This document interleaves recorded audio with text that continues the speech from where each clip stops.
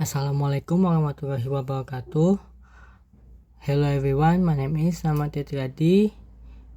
Today I would like to present again the material on how long it takes to change your life, which was previously delivered by Nwal Hadaki from the TED Talks YouTube channels, and this is second week, and I hope I have an improvement and enjoy the video. Thank you. Have you ever told yourself before going to sleep, tomorrow is the day I will change? Tomorrow is the day I will get up in the morning, have a healthy breakfast, go for a morning jog, breathe fresh air. Tomorrow is the day I want to change to who I really want to be. The best version of myself.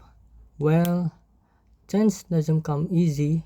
You have to incorporate certain habits in your life that all eventually lead to you becoming the best version of yourself.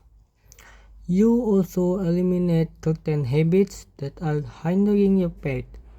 Well, how long will it take to you to form a new habit or get rid of an old one? Most people will tell you it takes exactly 21 days for a person to form a habit or get rid of an old one. I remember once in high school when teacher told me it takes exactly 21 days for me to form a new habit, and I thought this is my chance to become a bed maker. I thought that for the next 21 days, instead of getting up every day and yelling, "Mom, please don't forget to make my bed today," I thought I will do it myself, day by day, early in the morning, 6 a.m. even on days I was running late. I got up every morning and I made my bed, and I had every second of it. And by day 22, and by day 22, I opened my eyes, and the first thing I did was to say, "Mom, please don't forget to make my bed." I quit. And of course, that was expected. And I thought, okay, maybe I'm just gonna be little bit worse at life than bed makers. Whatever, I do not exaggerate if I say that this 21 days theory is the most famous myth in the world of self-development. Let's dive a little to our theory to understand where the number 21 comes from and the reason for its spread in self-developmental books and courses. Dr. Maxwell Maltz was a plastic surgeon in 1950 when he began noticing a strange pattern among his patients. For example, in a nose job, he saw that the patient took exactly 21 days to get used to start seeing her new nose. He also noticed that if a patient had an arm or leg amputated, the patient will acknowledge the feeling of the new limb for exactly 21 days before starting to get used with the new condition. Dr. Maltz published his theory in a book that went very famous in that area and sold over 30 million copies. And here, the complex conflict starts brewing, and it makes sense why people were starting to believe his theory. Why? Number 1. The number 21 is considered a short period of time, and that also considered a sort of temptation, which means some things you can do. Number 2. The number 21 is also long enough to be believed a difficult challenge, but not impossible. I mean, who would love to change the whole life within just 21 days? Wouldn't you love to start making up early in the morning every day?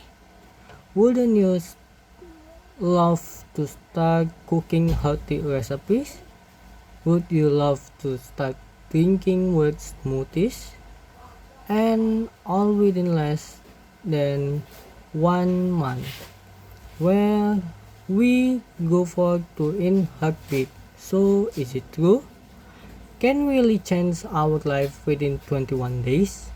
I know that sounds very exciting, but there are actually a few factors you have to consider to be able to understand the time, and it will makes you to form a new habit or to get a good one. Number 1 is the complexity of your goal. If I did decide to start eating fruit every day, which is considered a simple habit, I probably take less time than if I want to acquire a complex athletic skills like a tennis serve. Number 2, behavior consistency affect the speed of acquisition. Me repeating a certain habit for 3 minutes a day is different than my friend repeating the same behavior for 30 minutes a day. So we want to clear things up. How long will it take to us to form a new habit or get rid of an old one? And is there a reliable study that we can depend on? Answer is yes. There is a famous study by the psychologist Philip Larry titled How Our Habits Form. The study followed 96 people over a period of 12 weeks. Each person chose a new 12 weeks habit to work on, such as drinking 3 cups of water before lunch or running for 50 minutes after dinner. After 12 weeks, the data was analyzed to determine the time needed to move from the old one to start subconsciously carrying out the new one.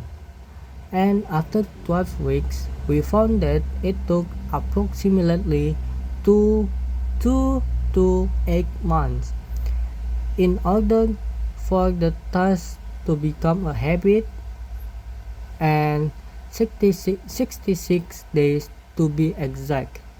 The difference in time it took to form a habit was largely due to the task itself, the person, and their circumstance.